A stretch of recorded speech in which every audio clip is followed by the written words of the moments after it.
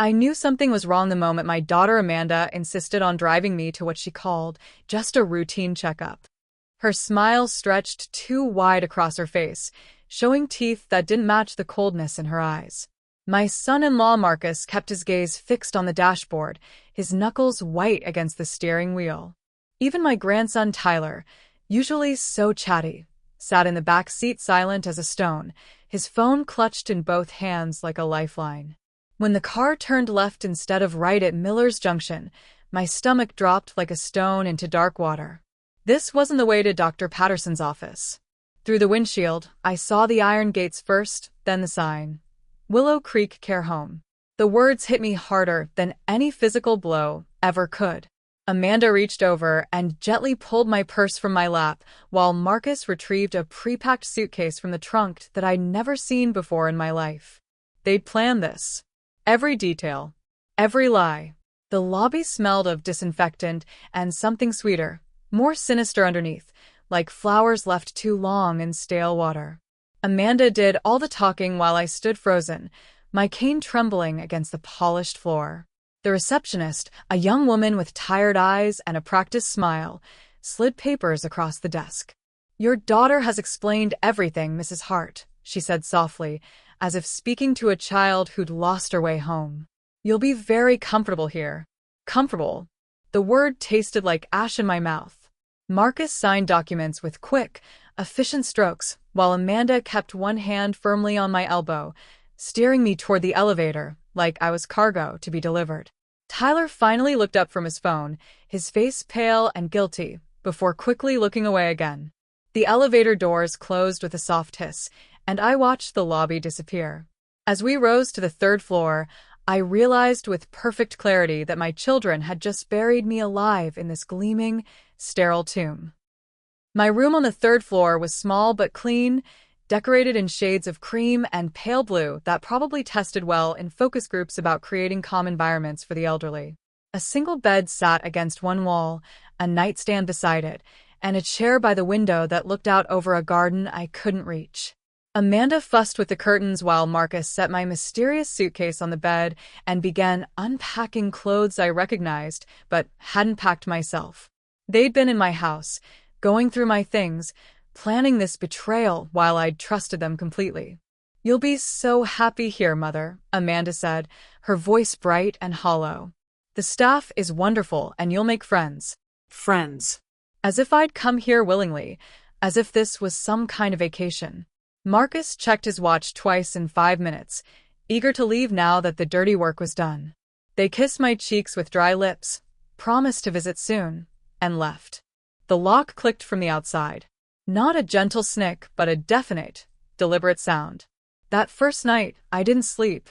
I sat in the chair by the window, watching moonlight paint silver across the garden below, and took inventory of my situation with the same analytical mind that had taught Shakespeare and Dickens to bored teenagers for 40 years. The door was locked from the outside. I tested it 3 times, each time hearing that same solid resistance, that same message, "You're trapped." The window was sealed shut, probably a safety measure to prevent exactly what I was considering. My purse was gone, which meant no phone, no wallet, no keys to the house that was legally still mine. Around midnight, I heard voices in the hallway and pressed my ear against the cool door. A nurse's voice, tired but clear. The daughter said not to let her use the phone. She gets confused and makes inappropriate calls. Confused. Inappropriate. The words they'd used to dismiss anything I said. But as I settled back into my chair, a small smile touched my lips. If they thought age had dulled my mind, they'd forgotten who had taught them how to construct convincing arguments in the first place. Morning came with mechanical cheerfulness. A nurse with a name tag reading Brenda brought breakfast on a plastic tray and spoke in that particular voice people use with children and the elderly, every word enunciated with exaggerated care. "Good morning, Mrs. Hart. How did we sleep?" We. As if we were one person, as if my individual experience had merged with some collective institutional identity. I ate the oatmeal without complaint, smiled blandly, and asked simple questions about the facility's routine. Playing confused was easy. People see what they expect to see. After Brenda left, I examined my room more carefully, looking for anything useful. The closet held the clothes Marcus had unpacked, practical items chosen for someone who'd never leave this place. No shoes with laces that might be dangerous. No belts. Nothing sharp or potentially harmful. But they'd left me books, probably assuming I was too far gone to read anything complicated. Shakespeare's complete works sat on the shelf, the same edition I'd taught from for decades. I pulled it down and smiled. Every play was a lesson in revenge, manipulation, and the consequences of underestimating the powerless. On my third day, I met Clara. She was young, maybe 30, with red hair pulled back in a practical ponytail and eyes that actually looked at me instead of through me. She brought afternoon tea and lingered after setting down the cup, straightening items on my nightstand that didn't need straightening. "You're different from the others," she said quietly, glancing at the open Shakespeare on my bed. "Most people here don't read King Lear for pleasure." I studied her face, looking for mockery, but found only curiosity and something else, something like recognition. "Most people here didn't choose to be here," I replied carefully. Her eyes met mine and I saw understanding flicker. "Your daughter visits the director every Tuesday," she said, her voice barely above a whisper. "They have coffee in his office." She straightened, suddenly professional again, as footsteps approached in the hallway. "I'll bring her dinner at 6, she said normally, but as she reached the door, she added, "I always loved Hamlet myself, especially the parts about revenge." Clara became my lifeline to the outside world, though we were always careful, always cautious. She'd bring extra items with my meals, items that officially had nothing to do with me. A pen that rolled off her cart, and under my bed, a small notepad that fell from her pocket. A newspaper folded to show a real estate section where I found my own house listed for sale. Charming country home, must sell quickly, all reasonable offers considered. My hands shook as I read the description of the house my husband and I had bought 43 years ago, the house where I'd raised my children, the house that still legally belonged to me alone. Amanda and Marcus were selling it, spending money I hadn't agreed to spend, making decisions about my life, as if I'd already died. That night, I began writing. Names, dates, everything I could remember about the day they brought me here. Every conversation I'd overheard, every procedure I'd undergone, every pill they'd given me. Documentation is power, I taught my students. Evidence is everything. The pills were my first act of rebellion. Each evening, Brenda or one of the other nurses would bring a small paper cup with various medications, standing over me while I supposedly swallowed them. But I taught teenagers for 4 decades. I knew every trick for faking compliance. The pills went under my tongue, then into my hand, then into the small tear I'd made in my pillow's lining. Each hidden pill was a small victory, proof that my mind was still sharp, still capable of deception when necessary. After a week, I had nearly 30 pills saved, and the staff had started commenting on how much calmer I seemed, how well I was adjusting. Let them think the medication was working. Let them believe I was fading into compliant docility. Meanwhile, I was documenting everything in my notebook, writing in the margins of books, creating a record that would outlast any lies my children tried to tell. The nurses thought I was reading for comfort. Actually, I was building a case, piece by careful piece. Sunday brought visitors. Amanda arrived wearing a black dress and pearls, looking like she was attending a funeral. My funeral, perhaps, the one she'd been planning in her mind. Marcus wore his expensive suit, the one he saved for important occasions, and kept checking his phone like a man with somewhere more important to be. Tyler had been left at home this time, apparently deemed unnecessary for this performance. They spoke loudly, projecting their voices like actors on a stage, ensuring the staff could hear every word of their devoted concern. "You look so peaceful, Mother," Amanda said, gripping my hand with fingers cold as ice. "Doesn't she look peaceful, Marcus?" He nodded mechanically, his eyes scanning the room, probably calculating its monthly cost and comparing it to the inheritance he expected. Before leaving, Amanda stopped at the reception desk. Through my open door, I watched her sign papers, her signature quick and practiced. The receptionist said something about power of attorney and estate management. They were stealing my signature, my authority, my very identity right there in the lobby, confident I was too confused or too medicated to understand what was happening. Every morning at 10 o'clock, the staff wheeled residents to the garden for what they called therapeutic sunshine.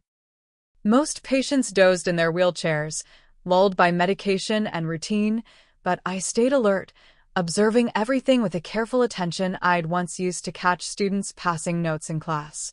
I memorized the shift changes, noted which nurses were careful and which were careless, watched how the gate lock worked and who carried keys. I started volunteering to read aloud to the other residents, which gave me legitimate reasons to be outside longer, to move around, to observe. The staff encouraged this, pleased to see me engaging in what they called meaningful activity. They had no idea I was mapping escape routes, counting cameras, timing patrols. When you're treated as invisible, you can see everything. The staff talked freely around me, discussing their personal lives, complaining about management, gossiping about residents' families. I absorbed every word, every detail, building my understanding of how this place operated. Invisibility, I realized, was a kind of superpower. On Thursday night, Clara made a mistake. Or perhaps it was deliberate, I never asked. She left her phone on the nurse's station while helping another resident to the bathroom, and the hallway was momentarily empty.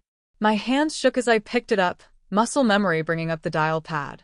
I called a number I'd memorized decades ago, praying it was still active. Hammett Law Office. A young voice answered. "This is Mrs. Hart," I whispered, my voice cracking with disuse and urgency. "I need to speak with Preston Hammond immediately." A pause. "Mrs. Hart? But I thought you were—" He trailed off, and I could hear the confusion. "What did my daughter tell you?" I asked, though I already knew. "She said you'd passed away last year. She sent flowers to your funeral." Rage and triumph mixed in my chest. "I'm very much alive, Preston, and I need help." We had 2 minutes before Clara returned. I told him where I was, what had happened, what I needed. "I'll call you back," he promised. "This number, tomorrow at noon." As I set the phone down exactly where Clara had left it, my hands were steady again, my purpose clear. But someone had been listening. I didn't know it immediately, but by morning, evidence of my phone call had spread through the facility, like smoke through cracks. My medical file, which should have been in the locked cabinet at the nurse's station, had disappeared. When I asked Brenda about it during breakfast, she looked genuinely confused. "Files don't just vanish, Mrs. Hart. It must be misfiled somewhere." But Clara's face was pale when she brought lunch, her eyes darting to the corners of the room, searching for something she didn't name. That night, I discovered a new lock on my door, this one more substantial than before, with a deadbolt that chunked into place with grim finality. Someone knew what I'd done, knew I was more capable than I pretended. The game had escalated. They'd shown their hand by changing my conditions, which meant they were worried. Good. They should be. Because I'd spent 40 years teaching students that the best way to win a game was to make your opponent think they're winning right up until the moment they lose. If they wanted to lock me in more securely, let them. Locked doors work both ways. The resident in the room next to mine arrived on a Friday afternoon. I heard the commotion through the wall, raised voices speaking in those careful tones people use when discussing things they don't want overheard.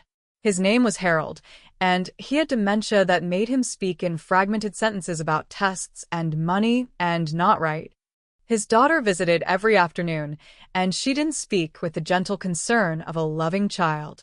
Her voice was sharp, impatient, discussing monthly rates and minimum stays with the staff like she was negotiating a hotel reservation. I started listening carefully, my ear pressed against the wall between our rooms. One afternoon, I heard the director himself, a smooth-voiced man named Mr. Wellington, assure Harold's daughter that they could definitely extend the treatment period and that insurance would cover most of it. The conversation made my skin crawl. I'd assumed Willow Creek was expensive, but legitimate. Now I was beginning to understand it was something darker, a machine designed to keep patients as long as possible, extracting maximum profit from families who wanted their elderly relatives conveniently stored away. Clara came to me trembling one Tuesday evening, closing the door behind her with exaggerated care. They told me to increase your dosage, she whispered, her voice shaking. The director said you were becoming agitated, that you needed stronger medication to help you rest. She pulled a pill bottle from her pocket, the prescription label showing my name and a drug I'd never heard of. This is an antipsychotic, she continued. It's not on your original chart. Someone added it yesterday. I looked at the bottle, then at Clara's frightened face, and made a decision that would bind us together. Give me exactly what they prescribe, I said calmly. But save every pill and mark down every instruction. Write down who ordered it, when, and what they said. Her eyes widened. Mrs. Hart, if they find out I'm helping you, then we'll both be in trouble, I interrupted gently. Which means we'll both need to be very careful. Can you do that, Clara?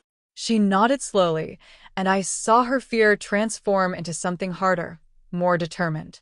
We'd become co-conspirators, two prisoners planning escape from different kinds of cells.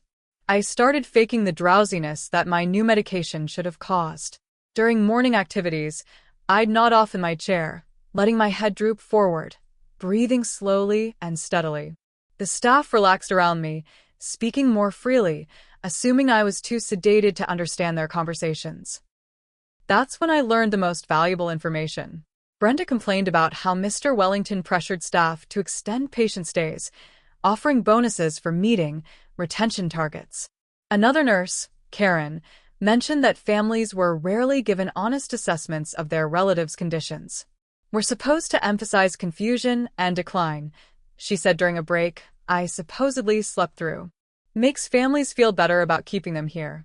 I wrote everything in my notebook, hidden inside a hollowed-out copy of The Tempest that I'd carefully carved using a butter knife over several nights. Every story needs documentation, I'd taught my students. Every accusation needs evidence. By the end of 2 weeks, I had enough details to destroy Willow Creek's reputation. I just needed one thing more: freedom to tell my story. Clara smuggled in a package wrapped in laundry sheets, tucked between towels on her cart. Inside was one of my dresses, the navy blue one with pearl buttons that I'd worn to my husband's funeral 5 years ago. It still smelled faintly of my perfume, of home, of the life they'd stolen. You'll need to look presentable, Clara whispered, when the time comes. I didn't ask how she'd obtained it or what risk she'd taken. I just held the fabric against my chest and felt something like hope flutter in my throat. The irony wasn't lost on me. They tried to bury me alive in this place, and now I'd wear my funeral dress to prove I'd survived. I hung it carefully in the closet behind my institutional clothing, a secret waiting for the right moment. That night, I dreamed of walking out the front door in broad daylight, head high, while everyone who'd underestimated me watched in stunned silence. When I woke, I wasn't sure if it was a dream or a premonition. The fire alarm was almost too easy. I'd noticed during my garden observations that the kitchen staff was careless, leaving toasters unattended, draping towels near heat sources. One rainy Thursday morning, when the breakfast cart sat in the hallway and everyone was distracted by new admission, I shuffled past and dropped a carefully folded napkin into the toaster, then turned the dial to maximum. I was back in my room, door properly closed, before anyone noticed. The alarm started as a chirp, then escalated to a piercing wail that sent staff running in practiced emergency patterns. "Fire drill," someone shouted, but the smoke was real enough, thin and acrid in the hallway. Doors clicked open automatically, the security system overridden by emergency protocols. I grabbed my cane and joined the shuffling crowd of confused residents being herded toward the stairs. Clara caught my eye across the chaos, but said nothing, her face carefully neutral. Outside, the cold April rain hit my face like a benediction. I was free. Not safe yet, not vindicated yet, but free. And that was enough to start. I broke away from the group during the confusion of counting residents, staff arguing about numbers and procedures while rain soaked everyone. An empty taxi sat at the corner, its driver probably dropping someone off at the medical building next door. I shuffled toward it, my institutional slippers soaking through, my cane clicking against wet pavement. "Need a ride?" the driver asked, eyeing my appearance with obvious concern. I pulled out the $20 bill Clara had slipped into my dress pocket weeks ago. "Family trouble," I said simply, and perhaps he heard the truth under those two words, because he unlocked the door without more questions. I gave him an address I hadn't spoken aloud in months, the address of the house where I'd lived for 43 years, where I'd raised children who'd betrayed me, where my husband had died in his sleep holding my hand. As we drove through familiar streets, I watched the rain streak down the windows and wondered if my home would even recognize me anymore. If the walls would remember my voice. If the garden I'd planted would still be alive. The locks had been changed. I stood on my own front porch in the rain, my key useless in the new deadbolt, and felt something like grief rise in my throat. Through the front window, I could see boxes stacked neatly in what used to be my living room, each one labeled in Amanda's precise handwriting. Sold. Donate. Storage. A young couple wandered through my kitchen with a realtor, the woman pointing at my countertops, my cabinets, my life being packaged and sold to strangers. I wanted to pound on the window, to scream that this was my house, that I'd wallpapered that dining room and planted those roses and scrubbed those floors on my hands and knees. Instead, I shuffled around to the back garden, to the loose brick in the patio where my husband used to hide emergency cash and spare keys. My fingers, stiff with cold and age, pried at the brick until it came free. Inside, wrapped in oilcloth, was a key. Not to the new locks, but to the garden shed, which still had its original lock because who changes locks on a shed? Inside the shed, I found old blankets, garden tools, and my husband's workbench. I sat on the cold floor and waited for the realtor to leave. Preston Hammond looked older than I remembered, his hair more silver than brown, but his eyes still held that sharp intelligence that had made him my best student 20 years ago. We met in a coffee shop downtown, away from Willow Creek and my house and anyone who might recognize me. I'd changed into spare clothes from my shed and braided my wet hair, looking more like myself and less like an escaped patient. "Mrs. Hart," he said, standing when I entered, his voice thick with emotion. "I thought you were dead." "So did everyone else," I replied, sliding into the booth across from him. "Let's discuss how to resurrect me legally." He'd brought a briefcase full of documents, each one another nail in my children's coffin of lies. The power of attorney Amanda had filed was clearly forged, my signature wrong in ways a handwriting expert could easily prove. The house sale wasn't finalized yet, held up by some title issue, which gave us time. Most damning, he'd found emails between Amanda and Mr. Wellington at Willow Creek discussing long-term care strategies and estate management during extended placement. "Do you want to sue them?" Preston asked carefully. "No," I said, watching steam rise from my coffee cup like ghosts. "I want to humiliate them publicly. I want everyone who ever trusted them to know exactly what kind of people they really are." Preston nodded slowly, and I saw something almost like pride in his expression. "I can arrange that," he said. "But it will require one more performance from you, Mrs. Hart. One more time pretending to be weak while you're actually strong." He outlined his plan, and with each detail, I felt my smile grow wider. We'd need a social worker, an investigator, a carefully staged confrontation. We'd need my children to believe they'd won right up until the moment they discovered they'd lost everything. "Can you do it?" Preston asked. "Can you face them and play the victim one more time?" I thought about 40 years of teaching, of commanding classrooms full of skeptical teenagers, of performing authority and confidence even on days when I felt neither. "I've been acting my whole life," I told him. "One more role won't kill me, but it might kill their reputations." The social worker's name was Patricia, and she had the kind of tired competence that comes from seeing too much human cruelty disguised as care. Preston arranged for her to conduct a routine wellness check on me, supposedly based on anonymous concerns about Willow Creek's practices. I met her at the coffee shop, wearing my confusion like a comfortable old coat, describing my stay at the facility in wandering sentences that contained just enough truth to be devastating. "My daughter said I needed rest," I told her, letting my voice quaver authentically. "But I don't remember agreeing to stay there permanently. And they wouldn't let me use the phone. Is that normal?" Patricia's pen moved steadily across her notepad. "No, Mrs. Hart, that's not normal at all. Tell me more about how you came to be at Willow Creek." I told her everything, watching her face grow increasingly grim. When I mentioned Harold and the extended treatment plans, the forged power of attorney, the medication increases designed to keep patients compliant, she closed her notebook with a snap. Mrs. Hart, would you be willing to make an official statement? She asked. And would you be willing to confront your family directly while I document their response? I smiled, finally dropping the confused act.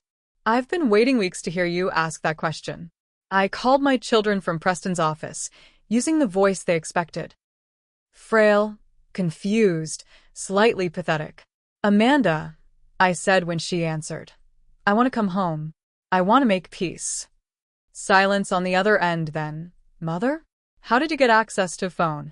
The social worker is helping me, I said, which was true enough. I just want to see you both. One dinner at the house. Please. I heard her cover the phone, muffled conversation with Marcus in the background.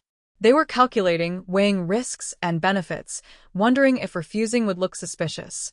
The house is being prepared for sale, Mother, Amanda said finally. It's not really suitable for entertaining.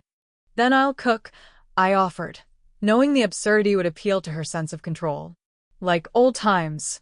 Please, Amanda. Let me see my home one more time. Another pause, another muffled consultation, then.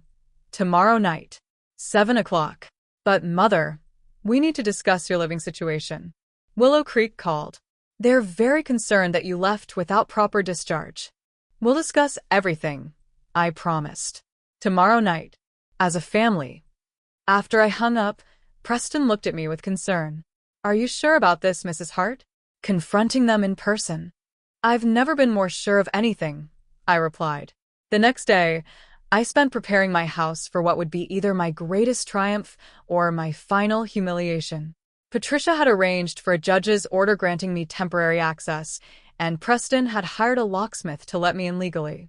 Inside, everything felt familiar and foreign at once, like visiting a museum dedicated to my own life.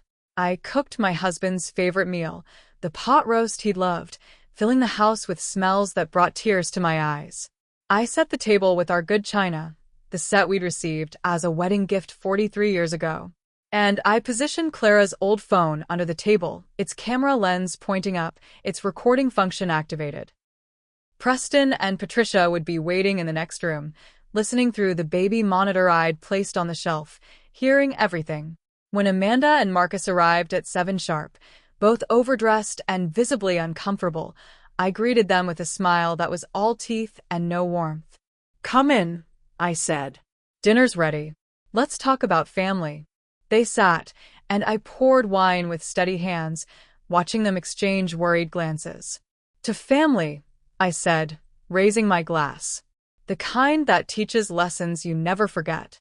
They drank without toasting back, both watching me with the wary eyes of people who suddenly realize they've underestimated their opponent. I let them eat, let them relax slightly before I started asking my questions. So, you sold the house already? I asked pleasantly, cutting my pot roast. Before I was dead? Amanda choked on her wine. Mother, you're not well. The doctors at Willow Creek said. The doctors at Willow Creek said whatever you paid them to say, I interrupted calmly. Did you really think I would notice? That I'd just fade away quietly in that place? Marcus found his voice, the lawyer in him emerging. This is absurd. We acted in your best interest. You were confused, unable to care for yourself. Was I confused when you forged my signature on the power of attorney? I asked. Or when you told my attorney I was dead?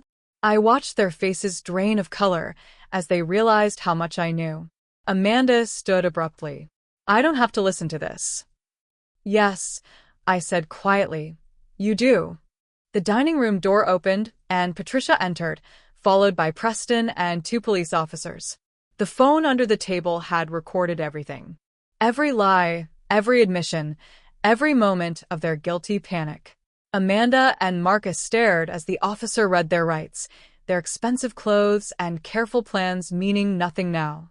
Later, after they'd been led away in handcuffs, I stood alone in my house and felt lighter than I had in months.